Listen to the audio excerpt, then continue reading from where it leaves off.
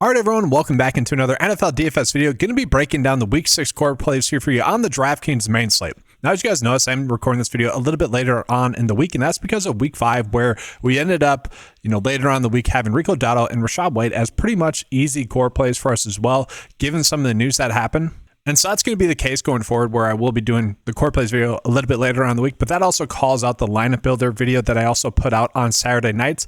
Be looking for that one as well, where we just kind of recap the core plays and get into the lineup process as well. But with that, let's go ahead and get into the core plays for Week 6. So we're going to pass over the quarterback position because I feel like there's like 5 players that we could be on that are all solid plays. To me, that's the last position we should be getting into. So let's go ahead and start off with the running back position. To me, there's one player that we should just be going out of our way to target, and then there's like 5 other ones that are also very good as well. So we'll start with that easy one, then we'll get into the rest of the core plays at the running back position. All right, so the first core play for me is going to be running back Josh Jacobs. Josh Jacobs gets a very favorable game, especially in terms of game flow. They're going to be 14.5-point favorites, and you would argue that having Joe Flacco as an addition there for the Cincinnati Bengals could be a negative. Now, overall, I think that's going to be a better vibe situation than anything. Joe Flacco's actually played worse than Jake Browning, but again, 14.5-point spread, whatever. It's still a good game flow for us. We are seeing Josh Jacobs averaging 18.1 DK points, and he also gets a matchup with the Cincinnati Bengals, which is the best matchup on the slate. They are averaging 33 DK points given up to opposing running backs.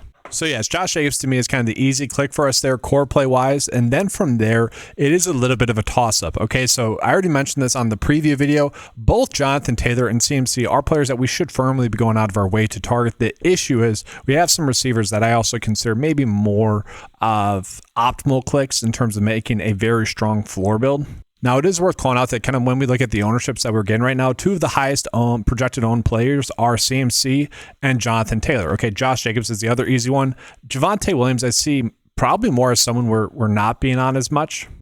And that to me is because we're getting someone like Kyren Williams, guys, who Kyren Williams has really been a stud thus far this season, had a very strong average, getting over 10 DK points in every game thus far.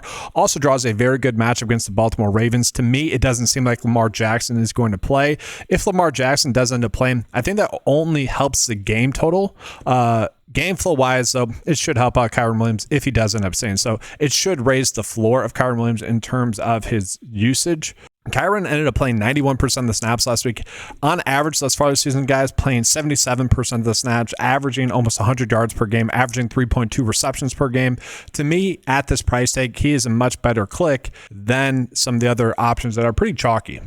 Now, from there, we have to call it Ashton Jeanty as well, guys. Before that game ended up being a blowout because of the terrible quarterback play from Geno Smith, Ashton Jeanty was someone that was playing extremely well. He ended up getting 90% of the snaps in the first half, had all but one of the running back opportunities as well in the first half. So while that game was close, it was the Ashton Jeanty show. Now, if you look at the total snaps, it was more of like a 50-50 split. Again, that was more due to the terrible game script. Now, Jeanty is getting some ownership, guys, about 13% owned as it currently sits, but we look at the attempts, guys, he's projected to get 20 opportunities, and it's a very solid game against the Tennessee Titans, who have been what I've been calling a break but don't bend defense. So I think we could expect some big plays out of Ashton Jeanty. They are 4.5-point favorites or so as well, so we do like that there against the Titans. And then Rico Dowdle going against the Dallas Cowboys. If Chuba Hubbard is going to be out, and as I'm recording this video, it looks like he has sat out this practice as well on Thursday. Got to confirm that. I know he sat out Wednesday's practice. But if he ends up staying again this week, then Rico Dowdle, I do think his ownership is going to double at least. He's just the cheapest among kind of what would be the elite options. Projected to get 17 opportunities and 13.4 DFS points. That ends up being a very solid price tag for him in a very solid matchup. Guys, look at this game total. 39.5 is going to be the game total, 3-point spread as well. To me, Rico Dowdle currently, assuming that Chuba Hubbard is out, is one of my favorite plays on the slate then. So those 3 running backs are the 3 that I'm currently going on my way to target. Again, you could talk me into Jonathan Taylor, CMC, and Ashton Jeanty there as well. Javonte Williams, I don't hate, but he's coming in over-owned. So guys, Puka Nacua does feel like an easy core play as well. The only question becomes like how many of the Rams players can we be on, because Kyren and Puka are very much appealing, and so is Devontae Adams. Could toss in Matthew Stafford and just go for a full like onslaught type of attack on the slate. I don't mind that, but yes, Puka Nacua, pretty much an easy click. If you can afford to get to him, you should be doing that. Now, another player that I'm going to be considering a core play is going to be Jackson Smith-Njigba, who has obviously been a stud thus far this season. One letdown thus far this year, and it was a 13-point DFS output against the Arizona Cardinals. All right, so we look at JSN, guys, and he's already averaging this season 8.4 targets per game and around 21.7 DK points. Obviously, that's great. He's going against Jacksonville, who has given up the fifth most receptions per game to opposing receivers, an average of 4.53 per receiver. So obviously that bodes well for JSN. This is a very high scoring game total as well at 47.5 total points. So he's obviously going to be a safe and reliable click for us. And then another core play receiver for me is going to be Tyrell McMillan here, the Carolina Panthers rookie receiver, in a very high-scoring game total game, guys. 49.5 total points. He obviously gets a very good matchup against the Dallas Cowboys, a defense that's given up the most points to opposing receivers, 15.6 points per receiver, guys. So obviously very well there. McMillan is clearly the receiver number one, so you would expect at least 15 points out of him in this game. He's averaging 8.4 targets per game as well, so very much a viable option for us on this slate, especially at a very cheap price tag. And it's worth calling out that with McMillan as well, he is projected to be the fourth best value on the slate already. You could see Chris Olave there. I think he's fine. I think he's solid. Puka's up there, and then George Pickens, if you want to get there as well, is projecting well. I don't like him as much as some of the other options at his price tag. And then tight end wise, I don't really see a core play as well there. I see some other options that I mentioned in the first look video that I'll be touching on in the lineup builder video as well. To me, that's kind of a last lineup approach. Jake Tungus, if he is someone that we see, like maybe Juwan, if it's the same situation as last week, I think we could treat him as a core play. For now, I've just been punting to Gunnar Helm as the play to go with there because he saw the most tight end snaps. He's a rookie tight end. And I told myself when watching the preseason that if he started to take over for the tight end one role, that'd be something we'd want to pounce on like in the first kind of like week where he'd be viable for us DFS wise. And that's why he's a value price tag. And then DST wise, to me, I'm probably just rolling with the Titans DST going against the Raiders just because Geno Smith truly has been terrible. He has been the reason they have struggled, just making bad mistakes. And so we're going to go with Titans DST. Again, they've been a kind of bend but don't break. So they've been a break but don't bend defense. They are giving up a lot of chunk plays. If you guys like Genty instead of any of the running backs, obviously you're not going with the Titans DST there. And so to kind of fill out this lineup, I have been going with Bryce Young a decent amount. But you guys see the difficult part about this slate is kind of no matter what we end up doing lineup path-wise, we are going to be struggling just due to the amount of quality plays that we have on the slate. We almost have to avoid a stud on the slate. That's the difficult part.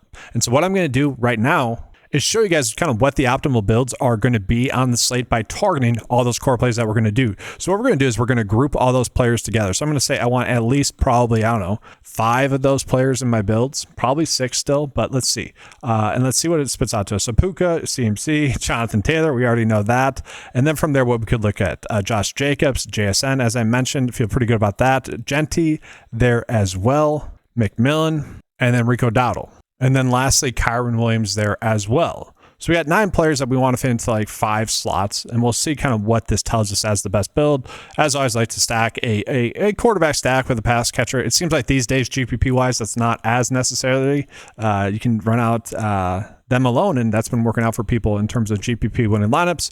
That's going to come to an end with the pricing being much better now in the middle of the season. But let's run this, see what we get as some of the optimal builds. So Spencer Rattler, I actually don't hate that. It's along the lines of going with Bryce Young as the quarterback, which this lineup has. Obviously, Bryce Young with McMillan there. We like that. Olave is a fine play. I don't know if I necessarily want to get to Juwan Johnson. I think, in some of these lineups where it's going Hunter long, guys, what I would try to do if we can, I don't know if we would be able to, I guess in this situation, that'd be fine. I was going to say, obviously, we'd want to go to Gunnar Helm if we can, if possible. But that kind of works. Let's just take a peek at the total ownership. So I was getting to McMillan a lot just due to pricing.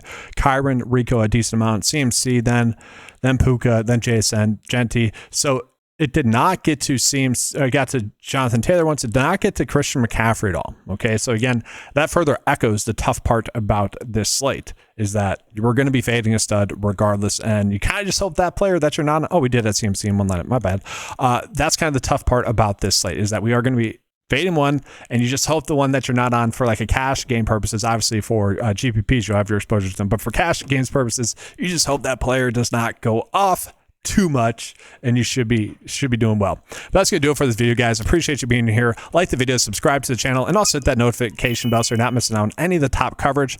If you guys would like access to any of the tools that you saw in this video, the 9 to 5 DraftKings cheat sheet for NFL, the 9 to 5 lineup builder, you guys can get access to that for a low monthly cost of $10 a month. Including that membership is the fantasy golf tools, as well as all the prop betting tools as well for Prize Picks and Underdog, plus some other sites as well.